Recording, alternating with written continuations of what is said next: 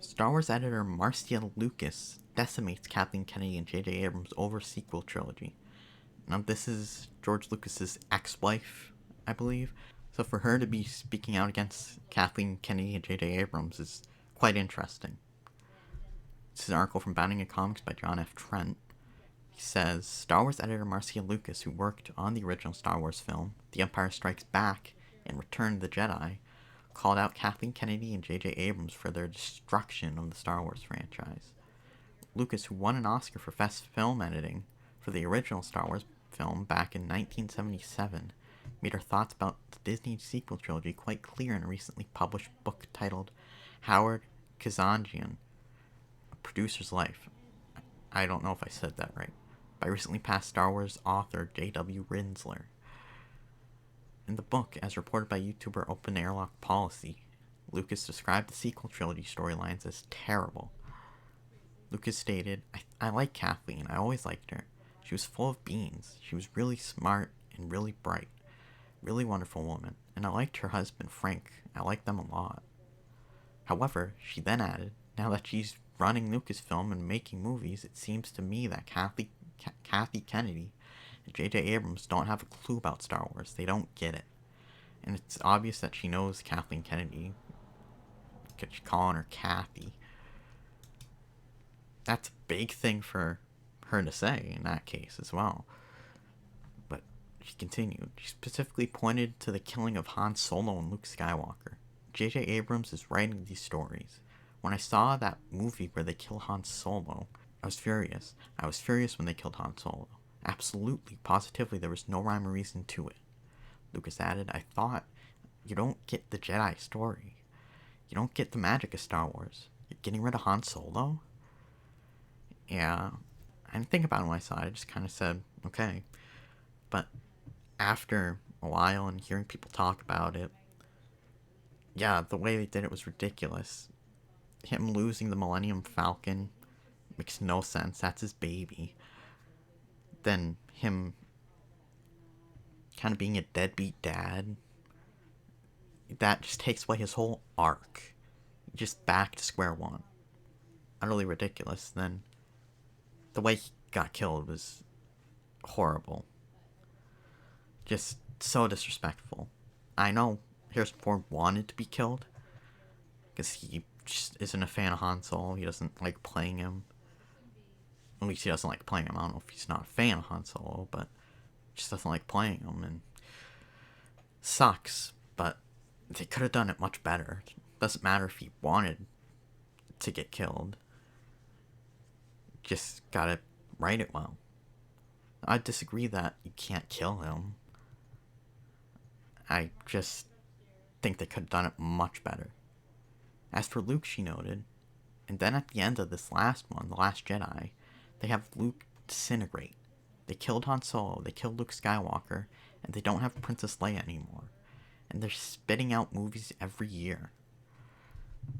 The main trilogy was every other year, but they had Solo and Rogue One in between. Flip that around. It was first Rogue One and then Solo. But, yeah, the way they portrayed Luke, he would not try to kill his nephew because he's more powerful than anybody he's ever seen. That is ridiculous. He would try to mentor him, try to turn him to the light side, I guess. Try to guide him. He wouldn't try to kill him because he's more powerful. That is absolutely horrible that they would do that to him. And just the way they portrayed him in that movie in general. Him drinking that milk. I mean, absolutely horrible. That is not Luke Skywalker. They don't get it. Completely right. It says Marcia Lucas would then take issue with Kennedy's attempt to appeal to women with the introduction of Rey. And they think it's important to appeal to a woman's audience. So now their main character is this female, who's supposed to have Jedi powers, but we don't know how she got Jedi powers or who she is. It sucks. Storylines are terrible, just terrible, awful. I don't know if this interview was done before Rise of Skywalker or not. She didn't mention it in here, I don't think. So it might have been. Before that, they didn't have a plan. So they didn't even know who her parents were. They really even said this. They didn't know. They thought it was going to be Obi-Wan. Then they made it Palpatine for some reason. So they had no plan. They just did it on the fly. The fact that they didn't even know is just utterly ridiculous. You're doing a trilogy, you know that. You gotta have a plan. It's Star Wars. It's just so baffling the way they treated this. They bought, and to the point of appealing to women's audience, Bob Iger in his book said they got Star Wars. So they got Lucasfilm, Star Wars specifically, I think he mentioned. And then they got Marvel Studios. I'm not sure if he mentioned that, but that's basically the same thing. To appeal to boys and men. Because they were seen as a female company appealing to women and girls. So they got those to appeal to boys. And then, once they do that, they try to turn it into like a female property, almost. They don't know what they're doing. The fact that you acquired it for boys, then you turn it into a female property, basically, is, again, baffling. They have no clue what they're doing over at Disney. At this point, they just care about pushing agendas. It's come into Marvel now. See, it's MCU now. To the point of pandering to women just in general, not just Disney. Like, men can't have anything to themselves. There has to be more females in Marvel, and superheroes, Star Wars. And to the workplace, more women in STEM, in gaming. Those are mainly male-dominated areas because men are more interested. But it doesn't matter, they have to be in everything. Men can't have anything to themselves, or boys. Boy Scouts added girls, but boys can't be in Girl Scouts. It's utterly ridiculous, but nobody's arguing for more men in fashion or makeup, hair styling, you know. The hypocrisy is so ridiculous. The only thing men can have, is the dirty work, because they don't want it. There was a lot of pushback from women. Well, we don't want that. That wasn't the point. Excuse me, you want equality.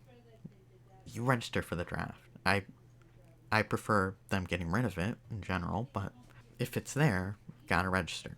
I'm registered, now you have to. But that's getting away from the main point here.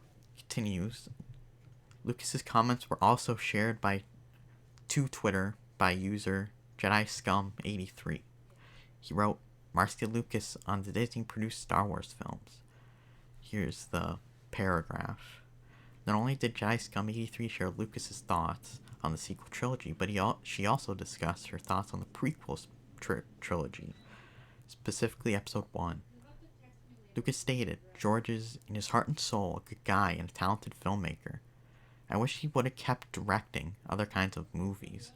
But when I see Episode 1, I had a friend who worked at ILM, who took me as a guest to a preview. I remember going out to the parking lot, sitting in my car and crying. I cried. I cried because I think it was very good. I don't know if that's an error on Bounding's part, or I don't know. She elaborated, I thought you had such a rich vein to mine, a rich palette to tell stories with. He had all those characters, and I thought it was weird that the story was about this little boy who looked like he was 6 years old. But then later he's supposed to get with this princess who looked like she was 20 years old. Yeah, that was weird. She was grooming him. I mean, I feel like there's no other way to put it. She was grooming him. I think this is supposed to be, I didn't think it was very good. think that's the issue here.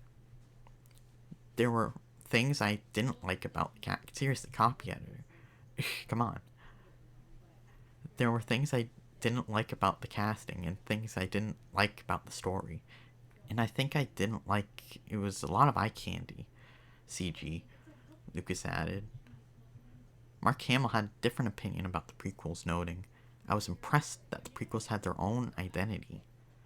They were criticized because they were exposition heavy and more cerebral, and probably, like he said back in 1976, they weren't as commercial. It's a darker story. But in the age of social media, people's voices are amplified, and I'm shocked at how brutal they can be, not just in the case of Star Wars films, but across the board," he added. Marcia Lucas would also address claims that she was the heart of Star Wars. I wouldn't, again, come on, I wouldn't say so. I'm pretty sure that's supposed to be. I definitely made scenes work. I made the end battle work, she stated. I definitely had a lot to do with making it work, but I wasn't the writer and I wasn't the director. And I didn't come up with creative names. Darth Vader, Luke Skywalker, all those names are classics. George came up with all of it using his amazing imagination. And that's the article. As far as prequels go, not a huge fan. They've grown on me as time has gone by.